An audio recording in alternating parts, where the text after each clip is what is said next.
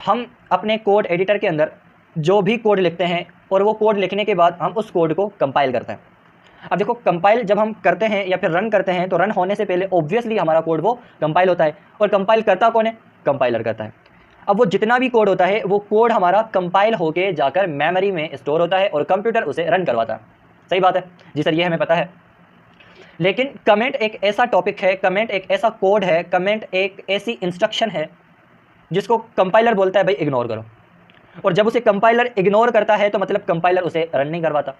जब उसे वो रन ही नहीं करवाता तो मेमोरी के अंदर वो जाता ही नहीं है, और जब वो मेमोरी के अंदर नहीं जाता तो वो चलता भी नहीं है। मतलब ओवरऑल वो जो हमारे पास कोड होता है वो वहीं का वहीं रहता है, इग्नोर हो जाता है, रन ही नहीं होता। सर उस कोड को हम लिख भी रहे हैं, कंपाइलर उसे इग्नोर भी कर रहा है, मेमोरी के अंदर वो जा भी नहीं रहा है, तो बिला वजह हम क्यों लिख रहे हैं? हम अपने लाइन्स ऑफ कोड को क्यों बढ़ा रहे हैं? उसका रीज़न है वो जो लाइन्स होती हैं जिन्हें हम कमेंट्स कहते हैं वो कंप्यूटर के लिए नहीं है, वो कंपाइलर के लिए नहीं है, वो हमारे कोड के लिए नहीं है, वो होती हैं प्रोग्रामर के लिए, वो होती हैं कोड को रीड करने वाले के लिए, कोड को देखने वाले के लिए, कोड को यूज़ करने वाले के लिए, ताकि उससे समझ में आए कोड में क्या क्या लिखा हुआ है।